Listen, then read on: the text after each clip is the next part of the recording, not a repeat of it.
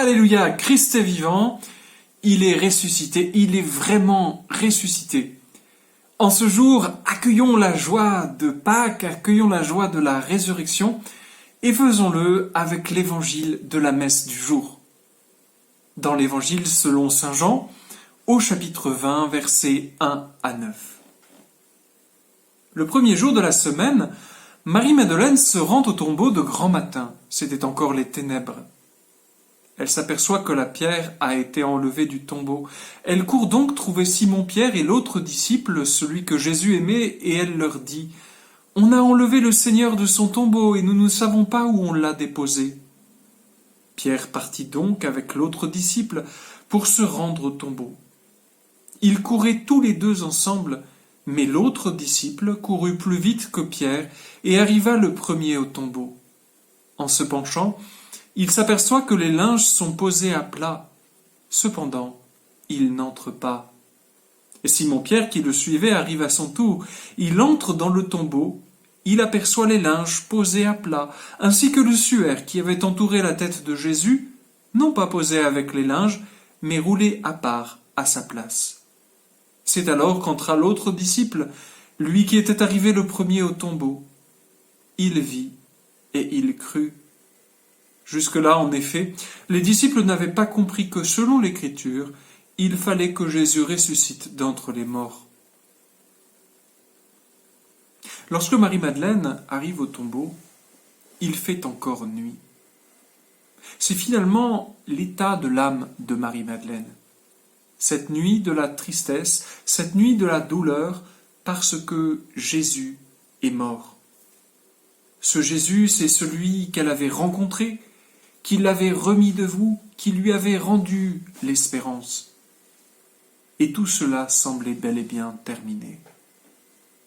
Marie-Madeleine se rend au tombeau pour embaumer Jésus. Elle s'inquiète. Elle court.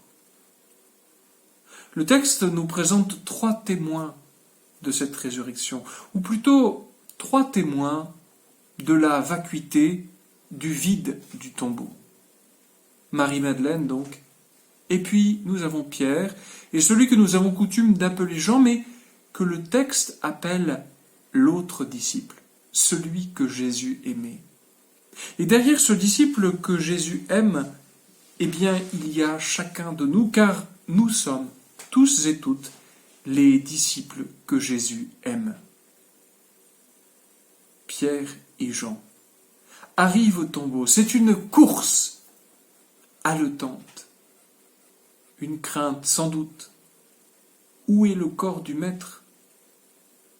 Aurait-il été enlevé, caché, dérobé par les Romains ou quelques Juifs qui auraient voulu effacer toutes les traces?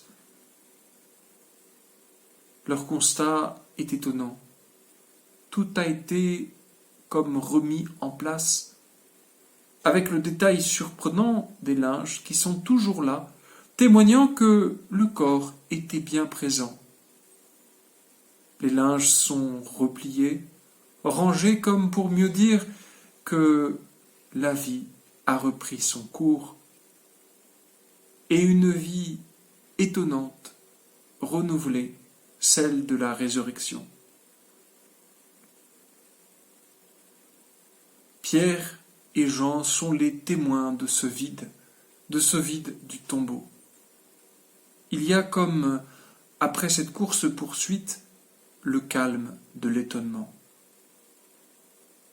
Le point d'ordre du texte est sans aucun doute atteint avec la réaction de l'autre disciple, celui que Jésus aimait.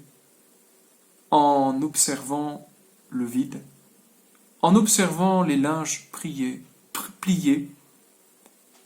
il vit et il crut. Il a vu pour nous, il a cru pour nous. Nous pouvons nous glisser dans ce qu'il a vu. Nous pouvons nous glisser dans sa foi.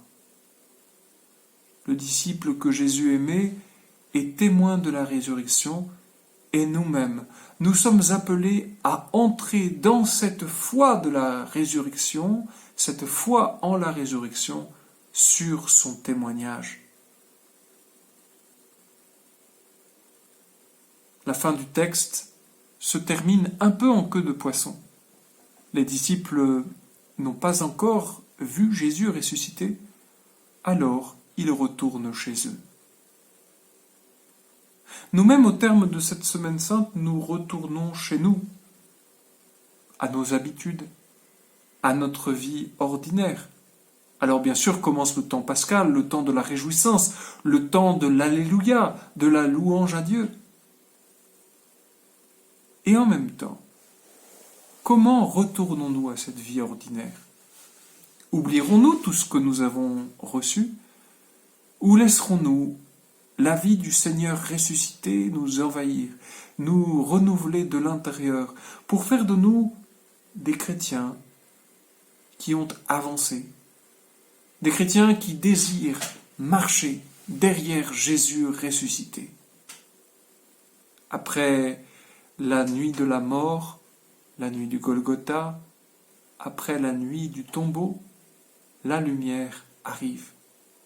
Laisserons-nous cette lumière remplir chaque interstice de notre vie? Laisserons-nous cette lumière nous rejoindre, afin que nous aussi, nous puissions croire en ayant vu le témoignage de ceux qui ont vu Jésus ressuscité. Aujourd'hui, soyons véritablement dans la joie. La vie n'est plus comme avant. Elle retrouve son sens. Désormais, grâce au don de Jésus sur la croix, grâce à son Père qui l'a ressuscité d'entre les morts, elle est pleinement orientée vers Dieu. Que ce temps pascal soit pour nous l'occasion de nous mettre encore une fois en marche derrière Dieu, derrière Jésus, pour aller vers le Père. Frères et sœurs, que Dieu vous bénisse, qu'il vous donne de vivre un beau temps pascal.